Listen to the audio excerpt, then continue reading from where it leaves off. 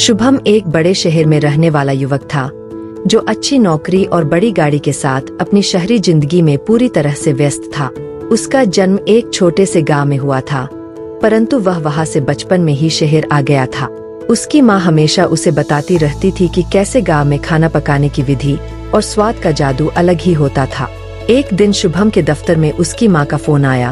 उन्होंने बताया कि इस बार दशहरे पर गांव में बड़े भोज का आयोजन है और वे चाहते हैं कि शुभम भी वहां आए। शुभम ने सोचा कि क्यों न इस बार छुट्टी लेकर माँ के बुलावे पर गांव जाया जाए और बचपन की यादें ताजा की जाए। गांव पहुँचते ही शुभम को वो मिट्टी की सोंधी खुशबू, हल्के हल्के ढोल की आवाज और आसपास का हरा भरा वातावरण देखने को मिला। उसे वहां पहुंचकर एहसास हुआ कि वह कितना कुछ भूल चुका था और अब गांव के उसी सादे सच्चे जीवन में एक बार फिर वापस जाने का आनंद अलग ही था। माँ के हाथ के बने गर्मागर्म रोटियां और ताजे मक्खन की महक ने उसे बचपन की यादों में ले गया।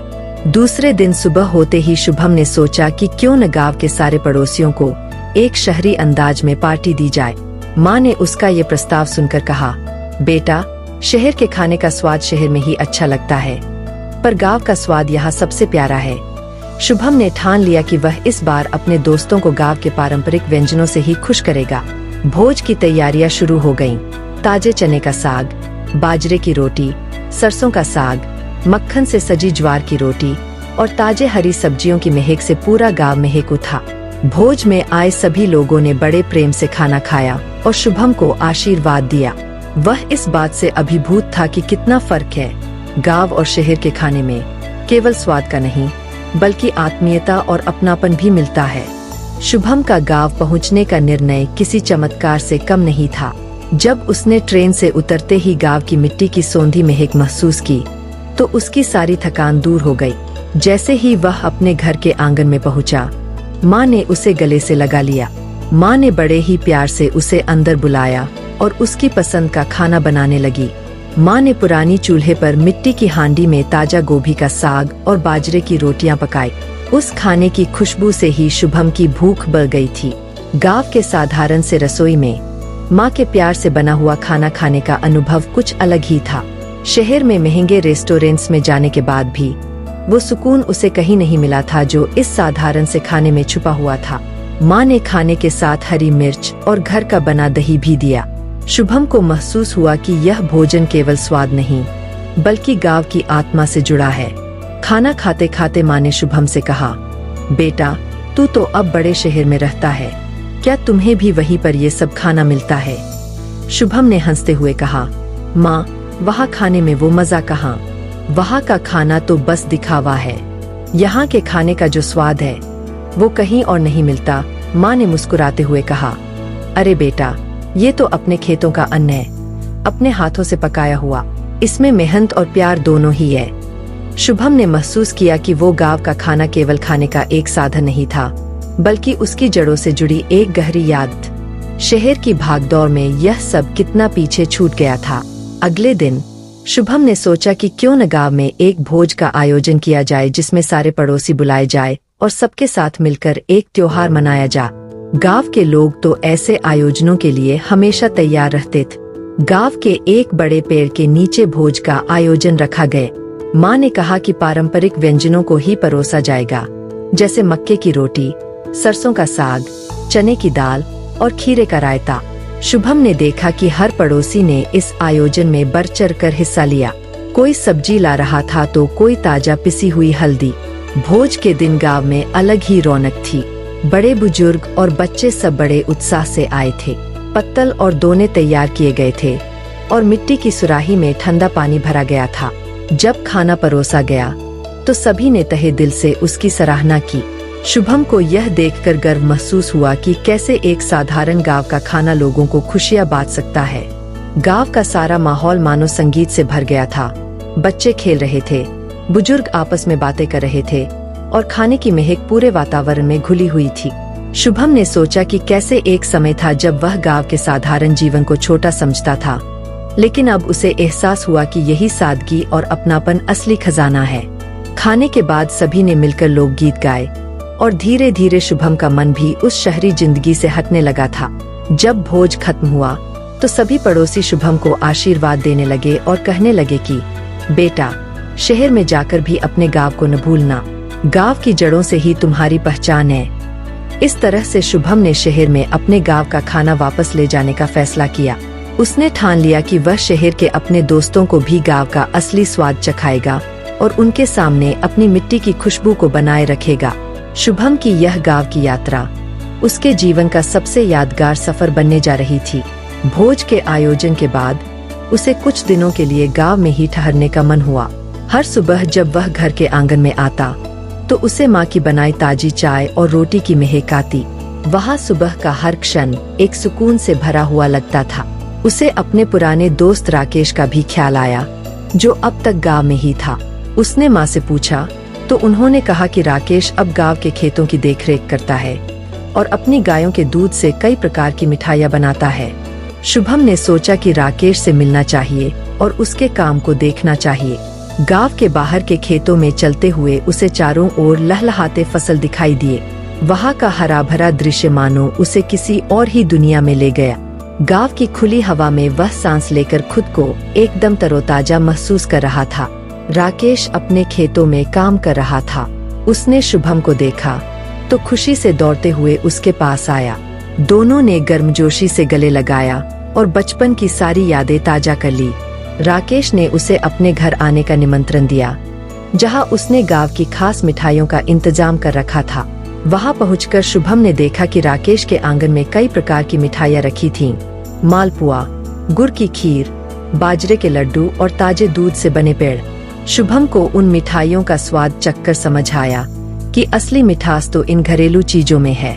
राकेश ने उससे कहा, भाई, शहर की चकाचौंध में ये सब कहाँ मिलेगा? यहाँ की हर चीज में अपनापन है। जब खुद खेत में मेहनत करके अनाज उगाया हो और फिर माँ के हाथ से बनी मिठाइयाँ खाई जाएं, तो स्वाद ही कुछ और होता है। शुभम को राकेश की बातों में गहराई नजर आ। उसे समझ आया कि खाने का मतलब सिर्फ पेट भरना नहीं है, बल्कि उससे जुड़ी भावना और मेहनत को महसूस करना भी है। उस दिन के बाद शुभम ने गांव के हर छोटे बड़े पकवान का मजा लिया। सुबह के नाश्ते में मकई की रोटी और गुड़, दोपहर में ताजे सब्जियों की कड़ी, शाम को मूंग की दाल का हलवा और रात में माँ के हाथों से बना खिचड़ी और देशी घी का तड़का। उसने महसूस किया कि गांव का खाना सिर्फ स्वाद से नहीं बल्कि संस्कृति, मेहनत और अपनापन से भरपूर होता है। कुछ दिनों बाद जब शुभम वापस शहर लौटने का समय आया तो माँ ने उसके साथ कुछ ताजे गुड़ के लड्डू, घर की बनी मठरी और उसकी पसंदीदा हरी मिर्च का अचार बांध दिया। माँ ने कहा, बेटा, शहर में तुझे ये चीजें याद आएंगी। जब भी खाएगा अपने गांव और अपने माँ को जरूर याद करना। शहर लौटने के बाद शुभम ने अपने दोस्तों के साथ एक शाम का आयोजन किया, जिसमें उसने अपने गांव के सभी पारंपरिक व्यंजनों को पेश किया। दोस्तों को ये सब चीजें बेहद अनोखी लगीं और सभी ने इस देसी खाने की भरपूर तारीफ की। शुभम के लिए वह पल बेहद खास था, जब उसने शहर में रहकर भी अपने गांव की जड़ों को जिंदा रखा और अपने दोस्तों को गांव का असली स्वाद चखाया। इस तरह शुभम का गांव का खाना केवल एक यात्रा नहीं, बल्कि उसके अपने अतीत, उसकी संस्कृति और उसके रिश्तों से जुड़ी एक अमूल्य विरासत बन गया। शुभम जब गांव से वापस शहर आया तो वो अपने मन में एक अनोखा संतोष लेकर लौटा। उसे एहसास हो चुका था कि गांव का खाना केवल भोजन नहीं, बल्कि उसके जड़ों से जुड़ने का एक माध्यम है। कुछ ही दिनों में उसका पुराना जीवन फिर से उसकी दिनचर्या बन गया। ऑफिस, दोस्तों के साथ मॉल जाना, शहरी खाना खाना। लेकिन अब शुभम का मन कुछ बदला हुआ था। उसे हर चीज में गांव की सादगी की कमी खलने लगी थी। एक दिन उसके ऑफिस में कंपनी की सालगिरह मनाई जा रही थी, जिसमें सभी को कुछ खास और अपने अपने अंदाज में पेश करना था। शुभम ने तुरंत सोच लिया कि वह इस बार गांव के खाने को ही इस कार्यक्रम में लेकर जाएगा। वह अपने दोस्तों को असली गांव का अनुभव देना चाहता था। उसने घर पहुंचते ही माँ को फोन किया और उन्हें अपनी योजना बताई। माँ ने यह सुनकर बहुत खुशी जताई और गांव से ताजे मसाले, आटे और कुछ खास सामग्री भेजने का वादा किया। कुछ ही दिनों में गांव से उसके पास वो सब सामान पहुंच गया जो उसे चाहिए था। शुभम ने अपनी माँ से वीडियो कॉल पर पूरी रेसिपी समझी और अपनी छोटी रसोई में खाना पकाने का अभ्यास शुरू कर दिया। शुरुआत में थोड़ी कठिनाई हुई, लेकिन माँ के बताए अनुसार उसने धीरे धीरे बाजरे की रोटी, मक्के की रोटी, सरसों का साग और गुड़ की खीर बनाना सीख लिया। माँ के निर्देशों ने मानो उसे एक बार फिर अपने गांव से जोड़ दिया था और वो उस हर बारीकी में खो गया था जो इस देसी खाने को खास बनाती है। कंपनी के इवेंट वाले दिन शुभम ने अपने ऑफिस के पूरे किचन का माहौल ही बदल दिया। उसने अपने साथियों को बताया कि आज उन्हें एक शहरी नहीं बल्कि एक गांव का खाना चखने का मौका मिलेगा। जैसे ही सबने खाना चखा तो सभी ने सरसों के साग और बाजरे की रोटी की तारीफ की। सभी ने पूछा कि ये इतने कम मसालों में इतनी स्वादिष्ट कैसे हो सकती है। शुभम ने कहा, ये स्वाद सिर्फ मसालों का नहीं बल्कि अपनी मिट्टी का है जिसमें हर चीज नेचुरल और शुद्ध होती है। इस अनुभव ने ऑफिस के लोगों को गांव की सादगी का एक अनोखा अनुभव दिया। शहर के लोगों ने पहली बार यह समझा कि सादगी में भी कितना स्वाद और अपनापन हो सकता है। इसके बाद शुभम ने ठान लिया कि वह महीने में एक बार ऑफिस में अपने गांव का खाना बनाकर सबके साथ बांटेगा। इस तरह शुभम ने अपने शहर के जीवन में भी गांव की आत्मा को बसा लिया। इस पूरे अनुभव ने शुभम के जीवन को बदल दिए। उसे एहसास हुआ कि असली खुशी केवल भौतिक सुख सुविधाओं में नहीं बल्कि अपने जड़ों से जुड़े रहने और सादगी में है। उसने जाना कि गांव का खाना सिर्फ स्वाद का ही नहीं बल्कि अपनापन, मेहनत और प्यार का भी प्रतीक है। शुभम ने तय किया कि चाहे वो किसी भी शहर में रहे, अपने गांव और वहाँ की संस्कृति को हमेशा अपने साथ रखेगा। शुभम के इस छोटे से प्रयास ने न केवल उसे बल्कि उसके साथियों को भी गांव की सादगी और असली भारतीय स्वाद का महत्व समझाए। अब हर बार जब वह गांव का खाना बनाता, उसे अपने माँ के प्यार और गांव की मिट्टी की खुशबू महसूस होती। उसने महसूस किया कि अपनी जड़ों से जुड़ाव ही उसकी असली ताकत है और इस एहसास ने उसकी जिंदगी को एक नई दिशा दे दी। इस तरह शुभम ने शहर में रहकर भी गांव को अपने दिल में बसा लिया और अपनी जड़ों के साथ एक मजबूत रिश्ता कायम किया।